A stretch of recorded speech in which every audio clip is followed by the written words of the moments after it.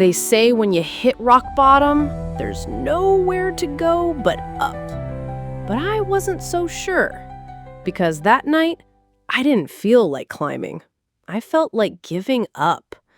Until someone reached through the silence and changed everything. Welcome to Phoenix Fortis, where stories of resilience, hope, and redemption take flight. I'm your host, Diane. Here on the show, we believe that the human spirit is stronger than we often realize, and that sometimes it's the smallest, quietest moments that spark the greatest change. Today's letter comes from a father named Danny, who wrote to us about a night he'll never forget. A night when all hope felt lost, when he was ready to give up, and something inexplicable pulled him back. His story reminds us that even in our darkest moments, light can find a way in. This is his story. Dear Phoenix Fortis, I don't usually write things like this. I'm not one for sharing feelings, never have been. But something happened to me a while back, and I can't explain it. Not really. All I know is it saved me. I guess before I get to that, I should tell you where I was. Not just physically, but mentally, emotionally. My name is Danny. I am a divorced father, and I live alone in a tiny, beat-up apartment that smells like old takeout and broken promises. Most nights, I sit in the same chair, staring at the same pile of unopened bills, wondering how I let my life get this far off track. I only get to see my daughter, Lily, on weekends, if her mom doesn't have other plans. And when I do see her, I smile like everything is fine, but I am barely keeping it together. There are days I will skip meals so I can cover her field trip fees. At night, I'll sit in the dark because the lights got shut off again. And through it all, I carry this feeling that I'd let her down, that I am becoming that dad, the one who promises he'll do better, but never quite does. I wasn't thinking about ending it all, nothing like that. But I was starting to believe the best thing I could do was disappear quietly. Let her forget about me. Maybe that would hurt less in the long run. I didn't know it then, but I was standing right at the edge.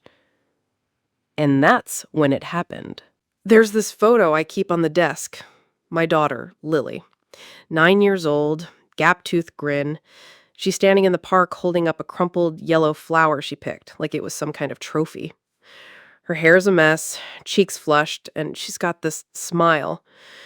The kind that breaks you and heals you in the same breath. I remember the day perfectly. She ran up to me with that flower like it was magic. I looked at that photo, really looked at it, and all I could say was, "I'm sorry, kiddo. I tried." And then something shifted. The air changed, warm, still. Not a breeze, not a draft, just presence.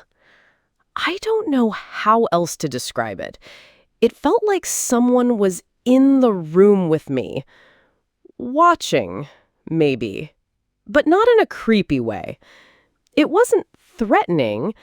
It was quiet, gentle, comforting. Then I felt it, a touch, light, fleeting, right on my hand. Just for a second, but real. Real. My heart jumped. I looked up, half expecting to see someone standing there, but it was just me. I stood, scanned the room again. For a second, I thought I saw a shadow move in the corner of my eye, but when I turned to look, all I saw was the guitar in the corner. Leaning against the wall, same place it had been for years, covered in dust and defeat. That guitar, I hadn't touched it in years, not since the divorce, not since life buried every part of me that used to dream. I used to play for Lily when she was little. She'd spin around the living room like it was her own private concert hall. But music doesn't pay bills, and dreams don't keep the lights on. Still, that night, I stood up, walked over, picked it up. It was dusty, out of tune, but it felt right in my hands. I sat down and started tuning each string, one by one, tightening, listening, adjusting, until the sound rang clean. Then I strummed a few soft chords. At first, they felt random, but then I realized they weren't. They were the beginning of a lullaby I used to play for Lily. My hands remembered the notes. My heart remembered the why. And for the first time in what felt like forever, I breathed.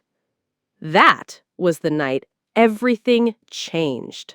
The next morning, something was different. I got up, cleaned the apartment, sorted the bills, ate a real breakfast.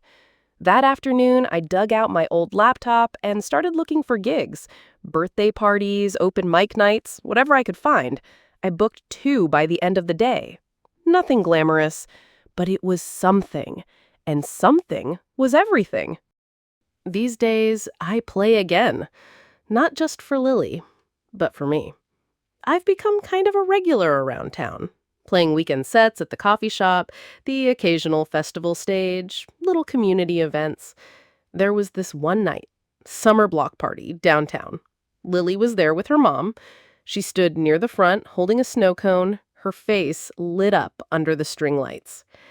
I was halfway through a song when I saw her smile. Big, proud, unfiltered joy.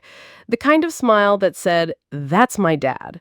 And in that moment, I knew I was finally becoming the man she believed I could be. Not famous, not rich, just present, and still playing. I still don't know who or what touched my hand that night. An angel? A ghost? Maybe just the weight of everything finally breaking open. But whatever it was, it reminded me I wasn't done yet, that I still had something left to give, that being a father, a man, a musician, none of that was over, just buried. And if you're hearing this, if you're sitting where I was, thinking maybe it's too late to fix what's broken, please don't give up. Sometimes all it takes is the smallest touch, a memory, a song, a moment. Sometimes that's all it takes to bring you back to life. Sincerely, Danny. Danny, thank you for your honesty, your vulnerability, and for letting us sit with you in that quiet moment where everything changed.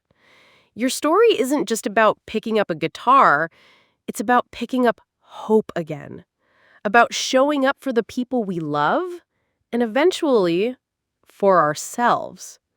Your words remind us that the moment we're ready to quit might be the moment right before something shifts. We don't always get thunderbolts or burning bushes, no booming voices from the sky.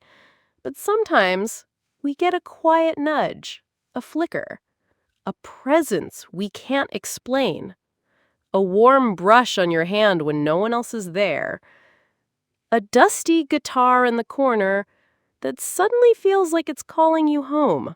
You could call it coincidence. You could call it grace.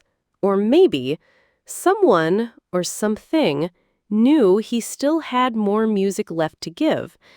And maybe that's what faith really is. Not in religion, not even in certainty, but in the idea that we're never quite as alone as we think we are. Sometimes it's a photo of your daughter. Sometimes it's a song you forgot you knew. And sometimes the person you save by not giving up is yourself. If you've ever found yourself where Danny was, alone in the quiet, staring into the dark, wondering if tomorrow is even worth reaching for, please hear this. You're not broken. You're not invisible. and you are absolutely not alone. There is a way forward, even if you can't see it yet. Even if you're just surviving hour by hour, you don't have to take the next 100 steps, just the next one. Danny didn't pick up that guitar because he felt strong. He did it because someone, somewhere, still believed in him. For him, it was Lily, a gap-toothed smile in a photo, a little girl who never stopped seeing the best in her dad. Maybe you have a Lily too. And if you don't, let us be that voice in the dark, reminding you, you still matter. You're still here, and your story isn't done yet. Thank you for joining us on Phoenix Fortis, where stories of resilience, hope, and redemption take flight. If Danny's story moved you, share it with someone who might need to hear it. Sometimes it's not the advice we give, but the stories we pass on that become the spark someone needs to keep going. And if you have a story of your own, whether it's about healing, surviving, or rediscovering purpose, we'd be honored to hear it. You never know whose life your truth might touch. If you found value in today's episode, please consider liking, subscribing, and sharing the podcast. Your support helps these stories reach more hearts and gives a platform to voices that deserve to be heard. Thank you for listening. I'm Diane, and as always, keep rising.